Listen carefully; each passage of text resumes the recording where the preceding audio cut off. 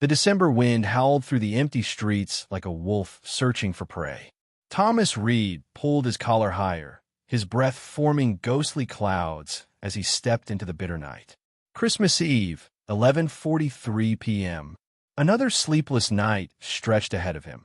Another shift at the warehouse where the only sounds were his footsteps echoing off concrete walls and the hum of fluorescent lights that never quite warmed anything. Before we dive in, make sure to subscribe, give this video a like, and tell us in the comments where in the world you're tuning in from. Now, let's begin. 3 years. 3 years since his world had collapsed in a sterile hospital room.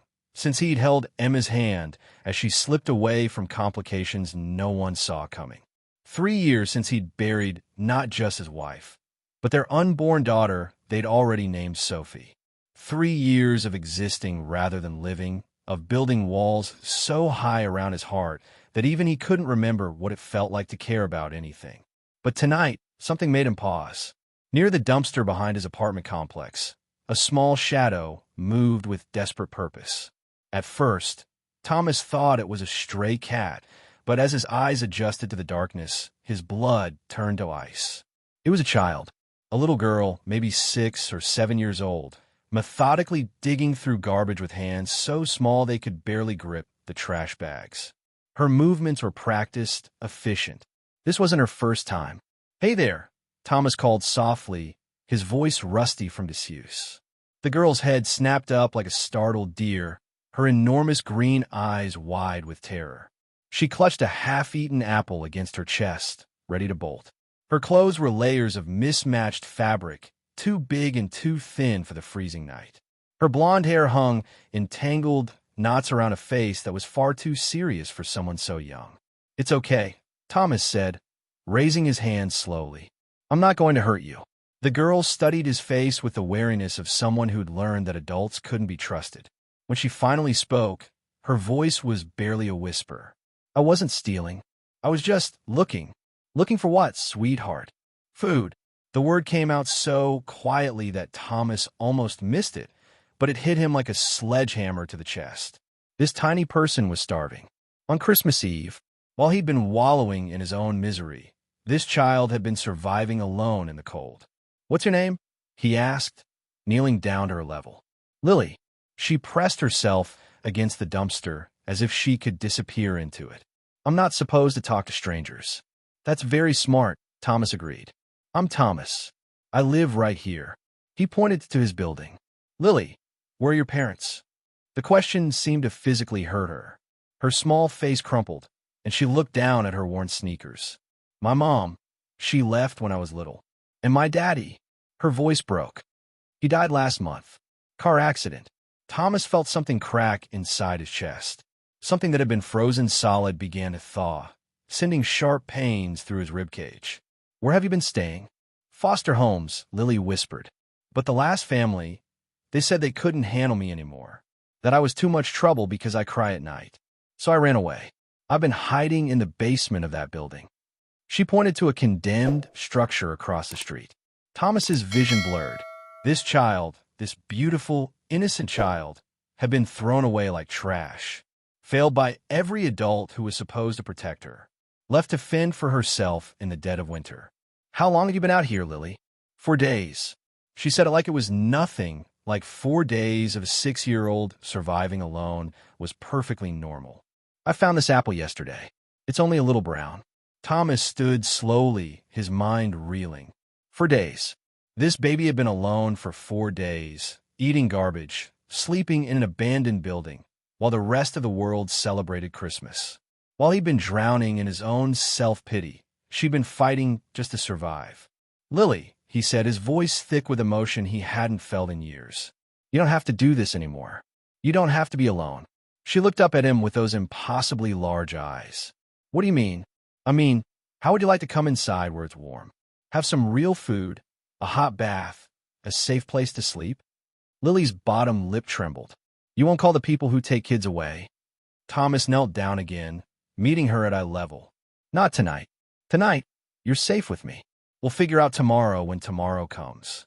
Something in his voice, maybe the raw honesty or the way his own pain reflected in his eyes, made Lily nod slowly. Thomas held out his hand, and after a moment's hesitation, she took it. Her fingers were like ice. Thomas's apartment was sparse, functional, but cold. He hadn't entertained visitors since Emma died, and it showed.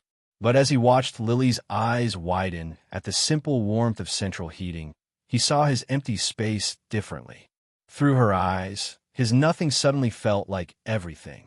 While Lily soaked in a hot bath, the first she'd had in days, Thomas made grilled cheese sandwiches and heated soup. Simple food, but warm and filling.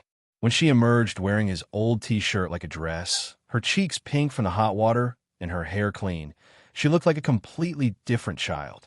She ate slowly, carefully, making each bite last. When Thomas told her there was more, that she could have as much as she wanted, tears spilled down her cheeks. "Really?" she whispered. "Really?"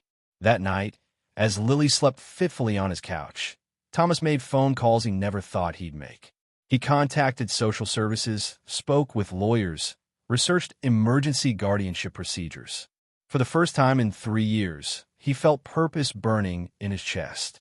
The next morning, Lily woke up and found Thomas still there, making pancakes in the kitchen. She stood in the doorway, tears streaming down her face. "You stayed," she whispered, as if she couldn't quite believe it. "Of course I stayed," Thomas said, kneeling down to her level. "I told you I wasn't going anywhere." The weeks that followed were a whirlwind of paperwork, court hearings, and bureaucratic obstacles. Thomas threw himself into the process with fierce determination. He attended every meeting, submitted to every background check, took parenting classes, and went through psychological evaluations. Through it all, Lily remained in his care under emergency placement. Thomas watched her begin to heal, to trust, to believe that maybe this time someone wouldn't leave her. But healing wasn't linear. Some nights, she would wake up screaming from nightmares. Thomas would sit with her, holding her small hand until the terror passed. Other times, she would hoard food in her room, terrified it would disappear. Thomas would gently explain that there would always be more, showing her the full refrigerator every morning. There were moments when she would shut down completely, preparing for him to abandon her too. During those times, Thomas simply stayed present, continuing their routines, proving through actions that he was committed to staying. Thomas learned things he never thought he'd need to know: how to braid hair, how to help with homework, how to navigate a child's complex emotions while processing his own grief. But he also rediscovered joy.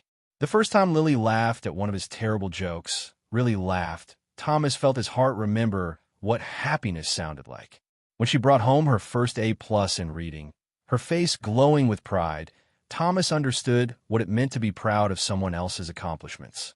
The day she called him Daddy for the first time, quietly, tentatively, testing the word, Thomas had to lock himself in the bathroom to cry tears of overwhelming gratitude. 6 months later, they stood in family court. Lily wore her favorite blue dress, and Thomas wore the only suit he owned. Judge Martinez looked over the paperwork, then at them both.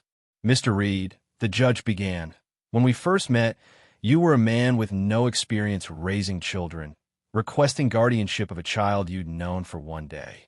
I had significant concerns." Thomas's heart hammered in his chest.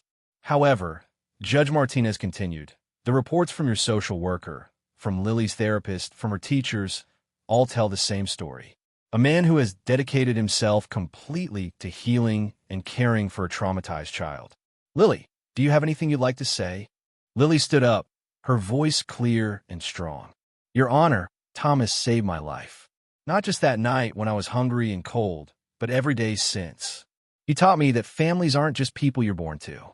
They're people who choose you and keep choosing you every single day. He chose me when nobody else would. He's my real daddy because he loves me no matter what." Judge Martinez smiled. "Then by the power vested in me, I hereby grant the petition for adoption. Mr. Reed, you're now the legal father of Lily Reed." The gavel came down, and Thomas felt his knees nearly buckle with relief.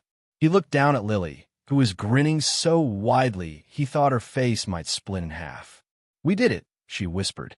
"We did it," Thomas confirmed, lifting her in a hug that conveyed 3 years of grief transformed into overwhelming love. That evening, as they celebrated with pizza and ice cream, their new tradition for special occasions, Lily presented Thomas with something she'd been working on in art class. It was a drawing of a man and a little girl holding hands in front of a house, with "My Forever Family" written across the top in careful letters. "This is us," she said, suddenly shy. "Is that okay?" Thomas felt tears spring to his eyes. "It's more than okay, sweetheart. It's perfect." As he tucked Lily into bed that night, her bed, in their home, Thomas reflected on the journey that had brought them here. The scared, hungry child searching through garbage had become the light of his life. The broken man hiding from a world had found his purpose in loving and protecting her. "Daddy," Lily's voice was sleepy. "Yes, honey. Thank you for not walking away that night." Thomas kissed her forehead. "Thank you for letting me stay." Sometimes healing comes in a form we least expect. Sometimes the family we need isn't the one we planned, but the one that chooses us when we need it most. Two broken people had found each other on the coldest, loneliest night of the year. In choosing to care for each other, they had created something beautiful. The man who had lost his wife and unborn daughter had found new purpose in protecting a little girl who needed him. The child who had lost everyone had found a father who would move heaven and earth to make sure she never felt abandoned again. Thomas had thought he was rescuing Lily that Christmas Eve, but she had been rescuing him too. She had given him a reason to live again, a purpose beyond his grief. In her laughter, he found joy. In her need for protection, he found strength. In her love, he found healing. Justice was served not in a courtroom, but in the simple act of a man choosing to see a child as worth saving. Justice was served when love triumphed over abandonment, when hope defeated despair, when two people who had lost everything found each other and built a family from the ashes of their broken hearts. Sometimes the most profound transformations begin with the smallest acts of kindness. Sometimes when you think you're saving someone else, you discover they were actually saving you. That's the truth Thomas discovered that Christmas Eve. Sometimes the family you need most is the one you never saw coming, wearing the most unexpected face at the moment you least expect it, but need it most. If this story touched your heart and reminded you of the power we all have to change someone's life with a simple act of kindness, please hit that like button and subscribe to our channel. Your support helps us continue sharing stories that matter, stories that remind us that love, compassion, and second chances can transform everything. See you in the next video.